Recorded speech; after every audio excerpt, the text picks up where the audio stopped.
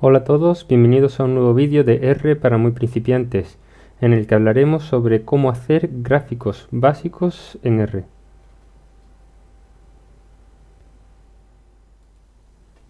En R se pueden hacer gráficos muy complejos, especialmente si utilizamos paquetes diseñados específicamente para ello.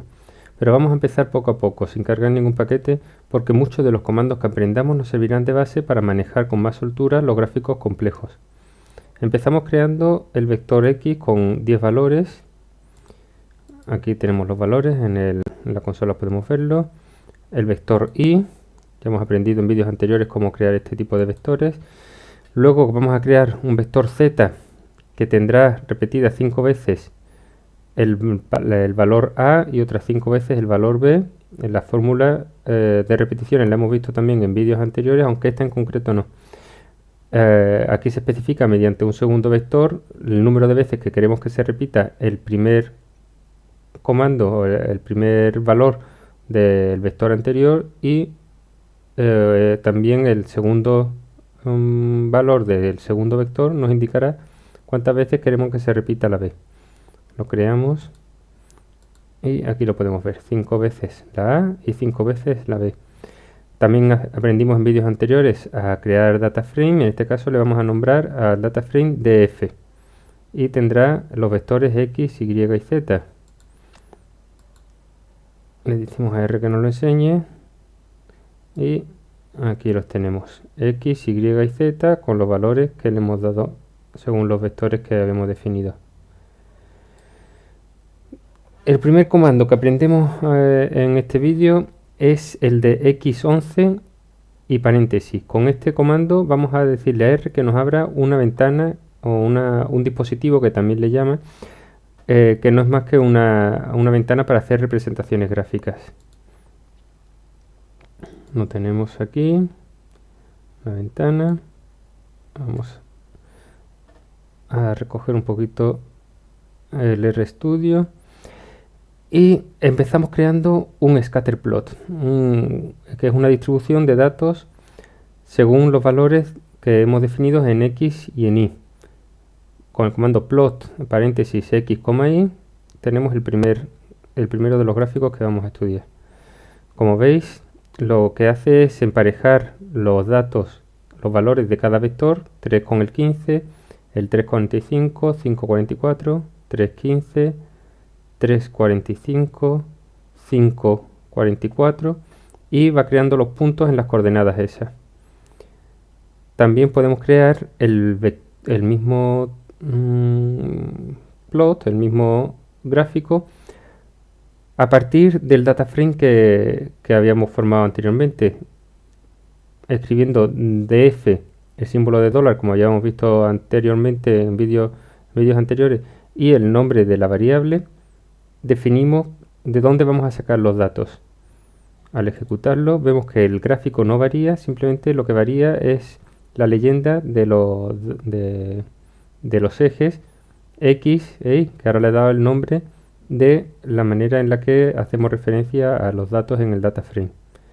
Para crear un boxplot escribiremos boxplot y entre paréntesis la fuente de los datos, en este caso es el vector X, y nos dibujará un diagrama de cajas y bigotes. Le damos y lo tenemos aquí. También lo podemos hacer a partir de los datos del data frame, por ejemplo también el de la variable X. Vemos que no cambia absolutamente nada porque en este caso no pone ninguna leyenda en el gráfico. Si quisiéramos ver algún cambio podemos utilizar el de la variable Y y aquí lo tenemos con los datos del data frame, de la variable Y del data frame. Podemos hacer también un boxplot de un conjunto de datos en función de otro que sea un factor, que lo haya determinado R como un factor. Así escribimos boxplot entre paréntesis X en función con este símbolo que es el de la ñ en función de Z. Y tenemos aquí nuestro boxplot. Tenemos dos cajas de bigotes, dos cajas y bigotes de la variable de los factores de X que estaban asociados a y de los factores de de y, de los valores de y, de x que estaban asociados a b. Lo mismo si utilizamos los datos del data frame. Para hacer un gráfico de barras utilizaremos el comando barplot y entre paréntesis la fuente de datos, el vector x, y los tenemos aquí. Vamos a sacar de nuevo los valores de x para recordarlo. Eran 3, 3, 5, 8, 10 y eso es lo que se representa aquí. Cada barra representa un valor.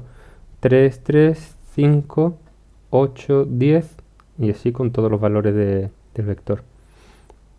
Podemos representar un gráfico de cuantil contra cuantil. En este caso lo que va a hacer, vamos a ejecutarlo y lo entenderemos mejor, es que ordenará los datos de cada uno de los dos vectores y los emparejará y los utilizará para darle las coordenadas de los puntos que va a dibujar.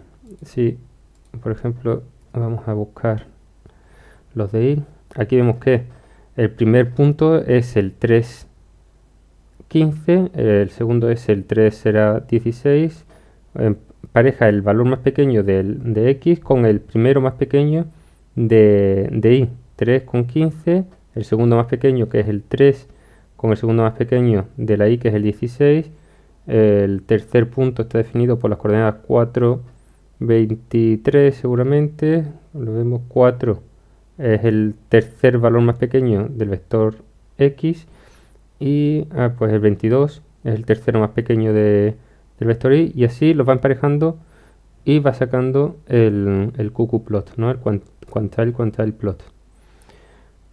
Para ver si, para comparar los datos de distribución de los valores de x con respecto a unos valores teóricos que tendrían unos datos con distribución normal, utilizamos el comando qqnorm de los valores de x y nos da el siguiente resultado. Podemos añadirle una línea mediante el comando qqline de x que hará la evaluación visual más fácil. Tenemos aquí la línea. Si sabéis que si los valores se alejan mucho de la línea, serán porque serán los valores que peor se adaptan a esa distribución normal. Y para hacer un histograma utilizaremos el comando hist y entre paréntesis los valores que queramos representar. Y aquí tenemos nuestro histograma. Bueno, estos son, hay algunos más, pero estos son los más comunes, o por lo menos los que yo más comúnmente he utilizado en mis proyectos y se pueden modificar. Más adelante en otros vídeos veremos cómo se modifican. Pero bueno, básicamente vemos cómo R responde sin necesidad de cargar ningún paquete, sino con los comandos que ya están precargados en el programa. Y podemos hacer con ellos los gráficos más básicos que necesitemos.